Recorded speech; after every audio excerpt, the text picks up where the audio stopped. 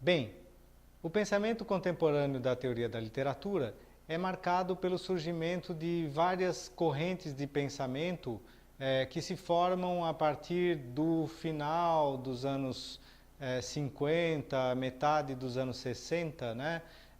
Particularmente na França, com o surgimento das obras de Foucault, Derrida e da influência que tem também o Jacques Lacan, que é um psicanalista que vai rever a teoria do Freud, né? Tudo isso vai configurar o que a gente vai chamar de pós-estruturalismo, né? E também na Alemanha o surgimento de um pensamento que a gente chama hoje de pós-hermenêutico, né? E que vai dar origem à chamada estética da recepção, né?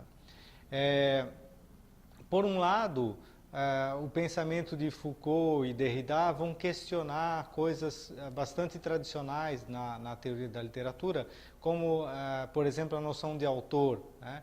O Foucault tem um texto bastante lido e discutido que se chama O que é um autor, né, em que ele vai minimizar esse caráter de gênio, também esse caráter autoral, né, que sempre configurou uma das facetas mais fortes da produção literária, né? Então ele vai mostrar como a elaboração de um texto literário pressupõe a elaboração prévia, né, de um sistema discursivo. Quer dizer, um texto literário se insere dentro de um sistema discursivo, né? Ele é parte de um sistema discursivo, ou seja, um texto como discurso, ele é atravessado por uma série de outros discursos, né? Então, não há mais como pensar ideias como a de originalidade, por exemplo, né? Um caso bastante interessante para se pensar isso no Brasil é o caso do Gregório de Matos, estudado pelo João Adolfo Hansen, né, no livro A Sátira e o Engenho. O Hansen vai mostrar como aquele que seria o grande poeta barroco, Gregório de Matos, é na verdade uma fábrica textual, como ele diz, né? Então, atravessam o discurso do Gregório de Matos uma série de outros discursos jurídicos, políticos, religiosos, que o Hansen vai procurar desmontar, né, a partir dessa tessitura, né, que ele faz e que ele vai buscar nos poemas do Gregório de Matos. Ou seja, o importante aqui é pensar como o texto literário se insere enquanto discurso dentro de um sistema discursivo, né? E com isso, o Foucault também vai mostrar esse caráter, digamos assim, institucional da literatura, né? Ele torna possível a gente pensar a literatura também como uma instituição, né? Como uma instituição que produz discursos, né? E esses discursos não são nem mais nem menos relevantes do que os outros discursos que vão sendo produzidos paralelamente, né?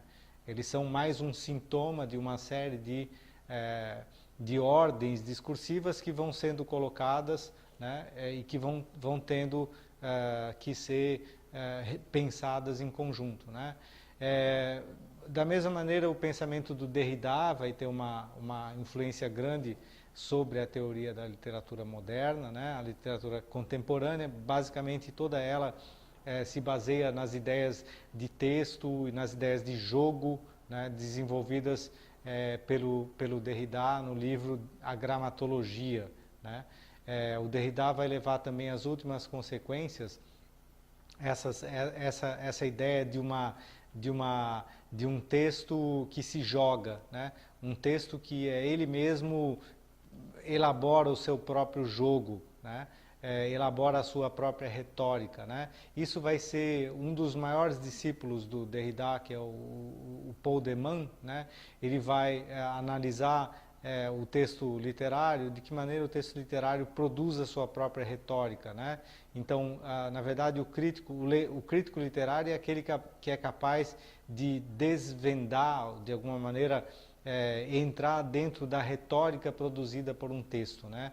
Um texto é sempre um jogo retórico, né? Um texto produz sempre a sua alegoria, o seu modo de ler, né? E não apenas algo que se dá enquanto objeto, né, pronto, mas algo que pressupõe, né, uma máquina discursiva, um sistema discursivo dentro do qual é preciso entrar para poder jogar, né? E o sentido é sempre algo que vai sendo determinado par e passo dentro do processo de leitura, né? Ou até mesmo, e aí vem a influência do Lacan, né? O Lacan vai repor, digamos assim, a teoria, vai fundir a teoria do Saussure, a teoria do significante e do signo, com a teoria psicanalítica do Freud, né? E o interessante é que, a partir de Lacan, a leitura do texto literário pressupõe, né, níveis que são ao mesmo tempo psicológicos e psicanalíticos, mas também níveis linguísticos. Então, dentro da teoria do Lacan sobre a literatura, de uma teoria derivada de Lacan, esses níveis psicológicos do texto se fundem com os níveis linguísticos, né? E provocam, né, aquilo que os lacanianos na literatura vão chamar de uma proliferação do significante, né? Então, na verdade, ao ler um texto literário, ao invés de buscar um significado, né, eu tenho que entender uma sequência de significantes, né? E o texto literário moderno, sobretudo, é um texto que, ao invés de gerar significado, ele gera uma cadeia infinita de significantes, né? Isso leva, né, a um outro modo de compreensão do texto literário, na medida em que a própria ideia de se entender a mensagem do texto, né, ela se torna um pouco sem sentido, né, uma vez que o texto passa a ser um jogo, né, e o papel do leitor é praticamente o de entrar dentro desse jogo e procurar ver, sobretudo, não aquilo que está na profundidade do texto, mas na superfície, né? Um conceito que vem da psicanálise, que o Lacan e os teóricos de extração mais lacaniana vão usar, é essa distinção entre o manifesto e o latente, né? Então, o texto literário, como um paciente dentro de um divã, ele tem um lado, né, latente e um lado manifesto, né? E nem sempre aquilo que está manifesto, né, é mais importante do que aquilo que está latente, né? Ou seja, nem sempre é na busca do que está latente, ou seja, o significado do texto, né, é que a gente vai descobrir a importância do que é manifesto, né?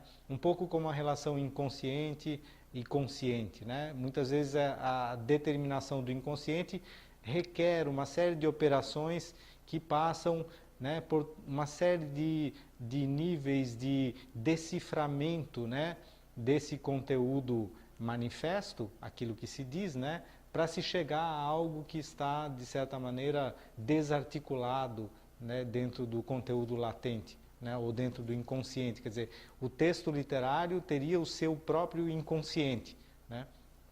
Dentro dessa ordem, dessa maneira de pensar, não é mais possível também pensar o autor como um sujeito inteiro, né? Então, a ideia de autoralidade, ela sofre um abalo tanto dentro do pensamento do Foucault sobre os sistemas discursivos, quanto dentro do pensamento derivado de Lacan, no qual a própria ideia de sujeito entra em crise, né? Uma vez que o sujeito é cindido, né? E existe essa cisão também entre o significado e o significante, né? E muitas vezes o que eu tenho no texto é só uma ordem infinita de significantes e não mais o significado, né? Isso ajuda a entender autores como James Joyce, né? Textos como Finnegan's Wake, né? Que para o Lacan são a prova dessa proliferação infinita do significante, né? Eu leio Finnegan's Wake, eu não consigo entender a narrativa. Se eu for buscar uma história, um sentido, eu não vou entender nada do texto, né? Tudo que eu posso fazer, né, é navegar nessa onda de significantes, né? E o prazer, né, que é uma noção que vem do Barthes, né? O prazer do texto vem exatamente do meu prazer do contato com esse conteúdo manifesto, né? E não a busca pelo conteúdo latente, né? O pensamento pós-hermenêutico na Alemanha, ele vai numa direção similar, na medida em que ele também vai negar a velha tradição hermenêutica, a gente já falou sobre isso, né? A velha tradição que quer desvendar o sentido de um texto, né? Aquela ideia do hermeneuta, o hermeneuta é aquele que é capaz de trazer o significado profundo de um texto para a superfície da leitura, né? Então, para o pensamento pós-hermenêutico, trata-se agora de pensar nem a obra, nem o autor, mas sim um terceiro elemento, que é o que eles vão chamar de receptor, né? Então, mais importante do que estudar o sentido de um texto, ou as condições sociais em que esse texto foi gerado, é entender quem lê esse texto, para quem se dirige esse texto. Então, há uma inversão bastante radical nessa maneira de se pensar, né? Então, agora passa a se pensar não a estética do texto, mas sim a estética da recepção desse texto, né? Então, passa-se aí de um nível estrutural ou formal, né, para um nível que a gente pode chamar de comunicativo. Ou seja, entender um texto literário ou um texto artístico pressupõe entender o processo comunicativo que está em jogo na elaboração desse texto, né? Isso é bastante simples, né? Basta pensar no seguinte caso. Se a gente compara, por exemplo, as obras da chamada alta literatura, né, dos grandes romances modernos, digamos assim, né, com obras de caráter mais popular, como, por exemplo, agora a gente tem o Paulo Coelho, né? Como é que a gente se situa, né? Como é que a gente pode comparar, por exemplo, um Rubem Fonseca e um Paulo Coelho? Ambos são escritores de literatura, né? Que critérios eu tenho para distinguir Rubem Fonseca de Paulo Coelho, né? Por valores antigos, textualistas, eu teria um critério interno, ou seja, o texto me daria a resposta daquilo que é a literatura. Pelo critério da estética da recepção, a resposta a esse critério estaria dada pelo leitor. Ou seja, mais do que entender o texto do Rubem Fonseca ou o texto do Paulo Coelho, eu tenho que entender quem é o leitor do Paulo Coelho e quem é o leitor do Rubem Fonseca. São eles que vão me dar a resposta que eu preciso para saber o que esses textos dizem. Porque o que esses textos dizem não pode ser separado daquilo que os leitores desses textos pedem. Então, é por isso que a gente diz que se trata aqui de um processo comunicativo, né? Muito mais do que uma análise imanente da obra literária. Trata-se de pensar não apenas também o contexto, como queriam os marxistas, né? Aqui não se trata de pensar contextos. Aqui se trata de pensar a relação de uma obra literária com aquele que consome, né, a obra literária, inclusive daquele que consome obras que não são propriamente emancipatórias. Eu acabei de dar o exemplo de Paulo Coelho, né? Ou poderia falar, por exemplo, de canção popular, ou poderia falar de canção brega, né? O brega é um fenômeno que pode ser estudado no Brasil a partir desse critério da recepção, quer dizer, como essas obras são reelaboradas, essas obras de caráter massivo, né, elas são reelaboradas a partir de novos contextos de recepção, né? Um exemplo bastante evidente disso é quando, por exemplo, o Caetano Veloso pega uma canção como Sozinho, né, e reinterpreta essa canção do Peninha, quer dizer, uma canção que nasce dentro do repertório brega, mas que passa a ser ressemantizada por uma outra recepção, né? E passa a ser cantada para um outro público. Quer dizer, quando o Caetano canta Sozinho, é claro que é uma canção que vendeu milhões e milhões de exemplares e circula hoje aos milhões no YouTube, mas ele canta para usando um outro repertório, né? Essa noção de repertório é importante, quer dizer, ele canta dentro de um repertório de vanguarda, né? Ou seja, para um público que está habituado a canções de vanguarda. Se vocês pegam, por exemplo, o Sampa do Caetano, né? Ele fala lá de poesia concreta, de arte de vanguarda, etc., né? Ele está pensando num público de vanguarda, né? Então, quando ele pega o Peninha, ele ressemantiza, quer dizer, ele desloca, né? Cria novos efeitos de comunicação. Quer dizer, isso é mais um exemplo de como se pode pensar e como a teoria da literatura pensa hoje, né, a partir da estética da recepção, essas questões, né, que transcendem o domínio da imanência. Ou seja, eu não posso mais estudar uma obra literária unicamente por aquilo que ela tem dentro dela. Eu tenho que estudar uma obra literária a partir da relação que essa obra literária estabelece com o plano social, com os leitores, né, e com o seu tempo.